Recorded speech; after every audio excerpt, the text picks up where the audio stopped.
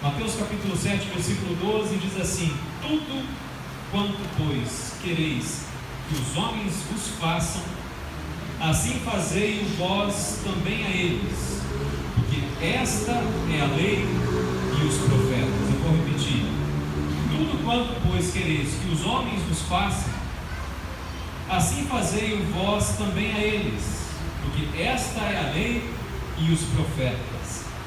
Mateus 7,12, que é conhecido como a regra de ouro da Bíblia. E baseado neste versículo, eu quero pensar com vocês em breves minutos quais são então os requisitos necessários para que um crente em Jesus Cristo faça parte desse ministério grandioso chamado ministério de oração. O primeiro requisito para que você e eu possamos abraçar o ministério de oração dentro da igreja é o que eu chamo de empatia. É aquela capacidade de se identificar com o que a outra pessoa sente, de querer o que ela quer, de aprender como aquela pessoa aprende, ou seja, é um processo de identificação, onde a gente se coloca no lugar do outro, está me entendendo? Onde, baseado nas impressões que temos daquela pessoa, a gente consegue imaginar o que ela está passando. Isso é empatia.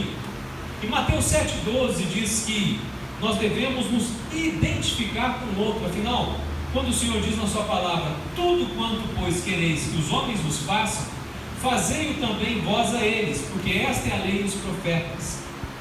Esse é um resumo do ensinamento bíblico, do Evangelho de Jesus Cristo. Ora, como eu posso orar por alguém se eu não me coloco no lugar daquela pessoa? E amados, quando não há empatia no ministério de oração, amados, quando os irmãos, ou no caso das senhoras, as irmãs que estão orando, não se colocam no lugar daquela pessoa pela qual se está intercedendo, o ministério de adoração, o ministério de oração acaba se transformando apenas num antro de fofoca, onde só se fala da vida do outro, onde só se aponta o erro do outro, mas não se intercede, não se compadece, não se chora com o outro. Amados, quando vocês dobrarem os joelhos para orarem por alguém, coloquem-se no lugar daquela pessoa. Normalmente, quando nós nos colocamos no lugar da outra pessoa, nós conseguimos orar a Deus com sinceridade, porque do contrário, nós nos colocamos no lugar de julgadores daquela pessoa. Olha, aquela irmã está com problema no casamento, aí nós temos que orar por aquela irmã. Isso chega ao ministério de oração. Mas se as irmãs do ciclo de oração não sentirem empatia, não se colocarem no lugar daquela irmã, não começarem a orar por ela da maneira que ela própria gostaria que orassem por ela, na verdade ela vai começar a julgar aquela irmã. Mas também aquela irmã, mas também o que ela fez, mas eu já imaginava que isso fosse acontecer, e não ora, e não intercede, e não tem empatia, não se coloca no lugar do outro. Se você quer orar por alguém, lembre-se que você deve se colocar no lugar daquela pessoa no momento da oração. Aquela irmã está enferma, imagine se fosse você enfermo. Aquela irmã está com problema no casamento, imagine se fosse você com problema no casamento. Aquela irmã está com problema com os filhos, imagine se fossem os seus filhos que estivessem dando aquele problema. O que você clamaria a Deus? Como você clamaria ao Senhor? Essa é uma oração efetiva, quando você se coloca no lugar do outro e ora, clamando a Deus o que você gostaria de receber se fosse você naquela situação. Sem empatia pelo outro, não há como você orar sinceramente diante de Deus, porque sem empatia pelo outro, você se coloca numa posição orgulhosa, como se você não passasse pelos mesmos problemas, ou como se você não pudesse passar pelos mesmos problemas. Não, meu casamento está ótimo, glória a Deus por isso. Mas você pode afirmar para mim que você nunca vai ter problema no seu casamento? Não, meus filhos são ótimos, glória a Deus por isso. Mas você pode afirmar para mim que nunca os seus filhos vão dar problema? Não, minha saúde está excelente, glórias a Deus por isso. Mas você pode afirmar para mim que você nunca vai ficar enfermo? Que você nunca vai ficar enfermo? Percebe, amados? Quando nós nos colocamos no lugar do outro, quando nós sentimos empatia pelo outro, a nossa oração realmente passa a ser uma oração sincera.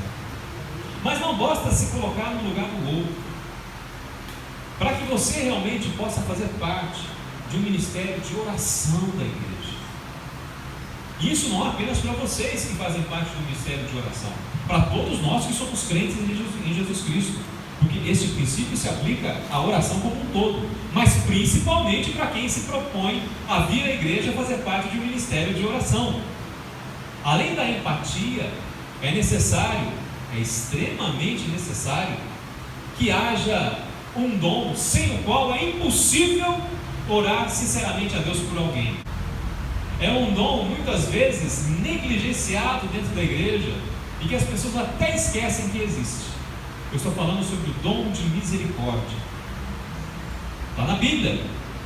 Rapidamente, se você puder, nós estamos tratando de Mateus 7,12. Mas abra por gentileza a palavra de Deus em Romanos, capítulo 12. E acompanhe comigo a leitura da Bíblia. Romanos, capítulo 12. E eu convido você a ir comigo ao versículo 4. Vou repetir. Romanos capítulo 12, versículo 4.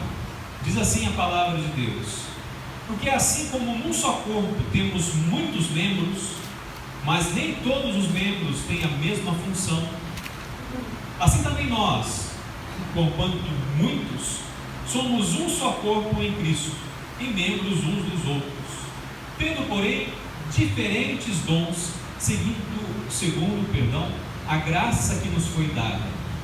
Se profecia, seja segundo a proporção da fé. Se ministério, dediquemo-nos ao ministério. Ou o que ensina, esmere-se no fazê-lo. Ou o que exorta, faça-o com dedicação. O que contribui com liberalidade, o que preside com diligência.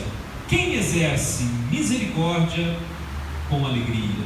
Veja que no versículo 6 Paulo diz: tendo porém diferentes dons, segundo a graça que nos foi dada, e termina dizendo: quem exerce misericórdia com alegria. Misericórdia também é um dom do Espírito Santo. E infelizmente, como falta misericórdia no meio da igreja? Misericórdia.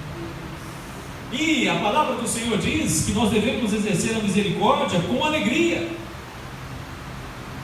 Comentaristas dizem que o dom aqui se refere a servir alegremente o outro, ter alegria em servir o outro, ter misericórdia no trato com o outro. Amado, sem misericórdia não dá para a gente orar por alguém. Você sabe que alguém se afastou da igreja, está pintando e bordando. Humanamente falando, a primeira coisa que vem ao nosso coração é: bem feito. Largou o Senhor, tem que se estrepar na vida mesmo. Aí o Espírito Santo vem e nos corrige. E aí o Espírito Santo vem e fala no nosso coração e fala: mas quem é você para dizer isso? Que estava perdido nos seus delitos e pecados quando eu te encontrei. Que se não fosse por mim, não estaria em pé na minha presença. E aí você se arrepende. E aí você pede perdão ao Senhor. E aí você entende que você tem que clamar a misericórdia daquela vida, porque assim como a misericórdia de Deus te alcançou, aí você clama: Senhor, tenha misericórdia daquela alma, porque ir para o inferno é o pior castigo que existe. O problema não é sofrer agora, o problema é passar a eternidade no inferno. E quem se afasta do Senhor está cada vez mais perto do inferno. E se você não entendeu isso ainda, se eu não entendi isso ainda, o valor de uma alma para Cristo, nós temos que questionar até a nossa salvação em Cristo Jesus. Misericórdia. A misericórdia, amados, na oração, é que faz com que você chore por aquela vida diante do Senhor, que você sinta no coração a dor que o Senhor sente quando alguém se afasta dele, e você clama a Deus com misericórdia. Você não se posiciona como um julgador, como um promotor de justiça que vai apenas acusar aquela alma no no caso em que o promotor funciona como um acusador. Não, você se coloca como um irmão em Cristo ou como alguém lavado e remido pelo sangue de Jesus, que não quer ver aquela criatura que ainda não se entregou a Jesus ir para o inferno, que você quer que aquela pessoa criada em imagem e semelhança do Senhor também se converta e se entregue ao Senhor Jesus Cristo. Agora, rapidamente pergunte a você mesmo: quando você vem à reunião de oração e vocês intercedem por alguém, você em particular, responda a você mesmo: tem sentido misericórdia das vidas pelas quais você ora? Dentro desta igreja, você tem exercido o dom de misericórdia? Você deseja ter o dom de misericórdia? Porque é tão lindo quando nós vemos irmãos que têm esse dom. São aquelas pessoas que normalmente são as mais agradáveis da igreja. São aquelas pessoas que elas exalam o bom perfume de Cristo. Aquelas pessoas com as quais é gostoso você conversar. É gostoso você orar com aquela pessoa. É gostoso você se aconselhar com aquela pessoa. Porque não que ela vai ficar passando a mão na tua cabeça e dizendo sim para os seus pecados. Não, não é isso. Ela vai até te corrigir. E evidentemente ela vai te corrigir, porque ela é cheia do Espírito Santo. Mas ela vai corrigir com amor. Ela vai corrigir com misericórdia, de tal forma que depois que você conversa com ela, você sai melhor do que você sentia antes. Porque a pior coisa que tem é você conversar com uma pessoa que te coloca lá para baixo, na verdade. Aquela pessoa que você vai, você já está ferido, você já está ferida, você já está precisando de ajuda, você vai conversar com aquela pessoa e aquela pessoa te destrói. Joga na tua cara todos os teus pecados, arrebenta com a tua vida e você sai se sentindo um lixo. Olha, ninguém precisa me ajudar para que eu me sinta um lixo. Isso a gente já se sente sozinho. Agora alguém que é cheio do Espírito Santo, que exerce misericórdia, você sabe o que você vai falar com aquela pessoa e ela vai te corrigir, mas em amor. Ela vai sim apontar o teu erro, mas ela vai ser usada pelo Espírito Santo para restaurar a tua vida. E ainda que você saia daquele encontro chorando, você vai sair em paz, porque você vai sair curado pelo Espírito de Deus que usou aquela vida. Irmãs do círculo de oração, vocês estão aqui para isso, para serem usados por Deus, para curar vidas e não para destruí-las. Amados, para fazer parte do ministério de oração, evidentemente, repito, isso se aplica a qualquer crente em Jesus Cristo, mas principalmente para vocês que estão aqui intercedendo nessa batalha de oração, clamando pelas vidas, clamando pela igreja. É necessário ter empatia, se colocar no lugar do outro. É necessário ter misericórdia, mas tudo isso embasado no terceiro e maior requisito: no amor. Porque para você seguir Mateus capítulo 7, versículo 12, que diz: tudo quanto pois quereis que os homens vos façam, assim fazei vós também a eles, porque esta é a lei e os profetas. Isso só é possível se o amor de Deus estiver no nosso coração, se nós realmente amarmos uns aos outros. Não há como você orar por alguém sinceramente se você não amar essa pessoa, se o amor de Deus não estiver no teu coração e no meu coração. Colossenses capítulo 3, versículos 13 e 14, Paulo escreveu: suportai-vos uns aos outros, perdoai-vos mutuamente, caso alguém tenha motivo de queixa contra outrem. Assim como o Senhor vos perdoou, assim também perdoai-vos. Acima de tudo isso, porém, esteja o amor, que é o vínculo da perfeição. Na nova linguagem de hoje, nova tradução da linguagem de hoje, nós lemos: não fiquem irritados uns com os outros, e perdoem uns aos outros, caso alguém tenha alguma queixa contra outra pessoa. Assim como o Senhor perdoou vocês, perdoem uns aos outros. E acima de tudo tem o amor, pois o amor une perfeitamente todas as coisas. Amados, sem amor é impossível orar. Não dá. E nós amamos, não que sejamos perfeitos, ninguém aqui é perfeito. Todos nós temos pecados, todos nós temos segredos que apenas Jesus conhece. Nós não somos melhores que ninguém. Por isso nós não podemos olhar para as pessoas com superioridade. E é por isso que quando nós oramos por alguém, nós temos que nos lembrar do amor de Deus que foi derramado em nossos corações por Cristo Jesus. Nós temos que nos lembrar que Nós devemos amar porque Deus é amor, como está escrito em 1 João capítulo 4, versículo 8. Nós devemos amar porque nós só amamos porque Deus nos amou primeiro. E como é triste ver quantos crentes estão dentro da igreja com o coração sem amor. E aí são aqueles crentes que são apenas legalistas, que até conhecem a Bíblia, que até recitam a Bíblia, mas são incapazes de seguir a Bíblia porque o amor de Deus não está em seus corações. E outros sequer nasceram de novo, então não são crentes, mas estão no meio da igreja, se vestem como crente, falam como crente, tem até carteirinha de crente, mas não é crente, porque não nasceu de novo. Porque é impossível alguém dizer que é crente em Jesus Cristo e não produzir o fruto do Espírito. E o primeiro deles é amor. Amor. É maravilhoso você estar numa igreja, amados, onde o amor de Deus, ele transborda dos corações dos crentes. É a coisa mais gostosa que existe.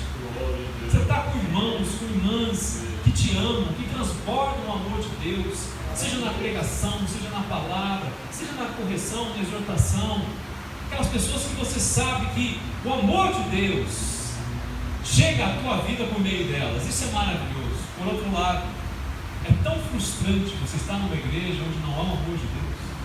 Na verdade, eu acho que é uma das experiências mais frustrantes do mundo, porque você entra na igreja justamente para ter esse encontro com Deus, para ser abençoado com o amor de Deus no meio das vidas. E quando você vai com toda essa expectativa e não encontra, você fala, mas o que eu estou fazendo aqui? Saiba, muita gente sai da igreja por nossa culpa. Não é verdade, pastor? Sai da igreja porque não sente o amor de Deus sendo derramado na vida delas por nosso intermédio, porque nós não amamos.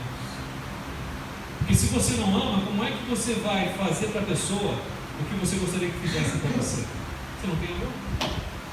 Mas a partir do momento que o amor de Deus está no teu coração, aí sim você consegue entender a profundidade desse ensinamento, e você vai tratar aquela pessoa da maneira que você gostaria de ser tratado. Falei em correção. Quando você for corrigir alguém, você vai corrigir aquela pessoa da maneira que você gostaria que te corrigisse. É diferente. Pense, se você tivesse feito aquele erro, como é que você gostaria que alguém te corrigisse? E aí você vai corrigir aquela pessoa. Quando você faz alguma coisa boa na igreja, como é que você gostaria que as pessoas te tratassem? Com desprezo? Ou que te elogiassem? Eu duvido que alguém em sã consciência diga, não preciso de elogio algum. Isso é mentira. Isso é um orgulho que não é orgulho santo, é pecaminoso. Aquela coisa de falar, não precisa falar nada, eu fiz para Deus, Deus sabe. Mas lá no coração você está assim, como ninguém falou nada, ninguém viu, ninguém elogiou. Não é errado, não é pecado querer elogio, amados. Nós somos seres humanos. Errado é viver só a base dele, aí sim. Eu, quando faço alguma coisa boa, eu quero que me elogiem. E quero poder dizer com a boca cheia, e olha, glória a Deus por isso. Não é maravilhoso? Então, quando você entende isso e vê alguém fazendo uma coisa boa na igreja, você não vai ficar com inveja. Você vai tratar aquela pessoa da maneira que você gostaria de ser tratado. E vai chegar, irmã, parabéns, ficou lindo o que você fez. Aleluia, meu Deus. Porque é como você gostaria de ser tratado. Quando você vê alguém precisando de oração, você não precisa que a pessoa peça para você orar, você já ora. Porque é isso que você gostaria. Porque você sabe que tem momentos que você está tão fraco, tão ferido, que você não tem forças às vezes nem de vir para a igreja. Você não tem força nem de levantar a cabeça durante o culto. Você não tem forças nem de conversar com o pastor para pedir um aconselhamento.